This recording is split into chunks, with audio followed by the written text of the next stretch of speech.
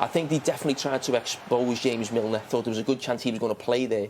Because when you see the actual pace from Phil Foden, I think Jack Grealish likes to stop the ball and come inside a lot more, whereas Foden's got extra pace. And I know he's been working on that. I'm well aware of that. He seems a lot quicker and more powerful. And credit to him for what he's doing. Pep was criticised for not putting him out on loan maybe 1 or 2 years ago. They were saying, I thought you were getting frustrated that he wasn't getting enough games.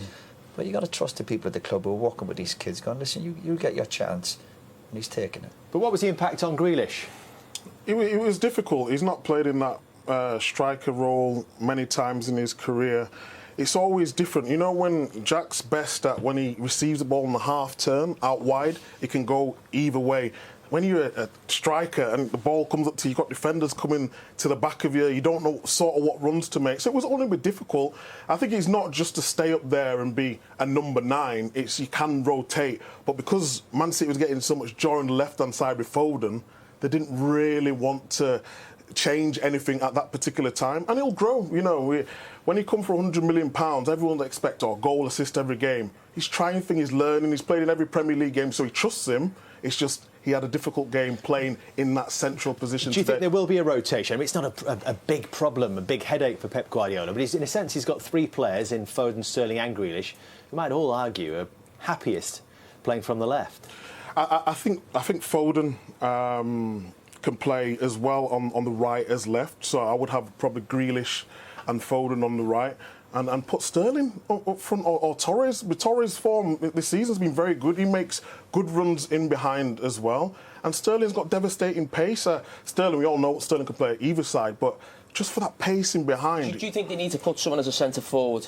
We can say they need a centre forward, but do you think there's enough players in that squad now? You think I'd rather him play as a centre forward rather than having 2 false nines? The problem is Jesus plays so well on the right, especially defensively as well. And he's a striker. You know, he plays number 9 for Brazil, so you think he'd be the one to play there. But it's difficult because of the way Pep wants to press. He feels it's better that he'll have Foden on either wing, or he's finding the right balance. And Sterling's... It's difficult with Sterling because he's played so well for Pep. He did really well for England in Euros.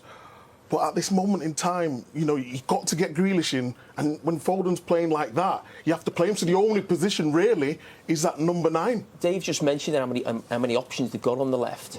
Do you think they needed to sign Jack Grealish, or they should have actually put that money inside the centre forward? I love Jack Grealish as a player, but did they really need that type of player? Well, I would say yes, just because... Why? Well, I believe... the way that Pep wants to play, obviously he doesn't play with a number 9 at this moment. He'll try to get Harry Kane, and Grealish is one of the best dribblers. If you look at him, he's not like he's brought as a bit-back player. He's brought him to actually play. Yes, someone would argue we've got Foden or Sterling, but Grealish is one of the best dribblers. If you look at last season, talk about chances created, he's up there with the top. I think it was only Kevin De Bruyne. So if you can add that quality into the squad, the aim was to get Kane and Grealish. It wasn't really an either or, it wasn't an either. It was, let's get both. Let's, you know, enhance our squad. And because Man City have not got an out-and-out striker, he's sort of getting the blame. Well, do we need him? I think they needed both, if I'm being totally honest, yeah. How do you see it, Roy? Yeah, I think with all the attacking players Pep has got, they'll just have to rotate and be part of a squad. And if Pep on certain days said, I want you to play through the middle, then it's up to the players to do that. You have to adapt if you're going to be a top player, and that's including Jack Grealish, who's still new to Man City. And Jack's had a tough week. You know, some of his performances, PSG was really tough during the week. Lads were getting stuck into him. He gets taken off here today. He's 26 years of age, so he's got to man up, because Pep would be saying, listen, you know, you're here to win big prizes. Chelsea last week does okay. So people like Jack are still learning.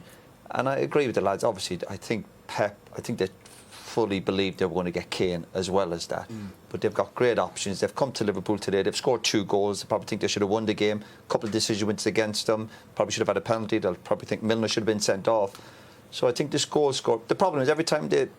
Like Southampton a few weeks ago, when they don't score, you should have bought a striker. That's going to go on all season. But as long as they keep winning football matches and getting positive results, then Pep at least can say, I've got no last season. I know, we said it all last season, but that point is not really valid in terms of last season. It might work out to be this season, but they won the league by 12 points last season without a striker. So I don't really see that point for last season. It's this season, yes, what could they do with a striker? I can get it if they don't win the league, but we'll have to see.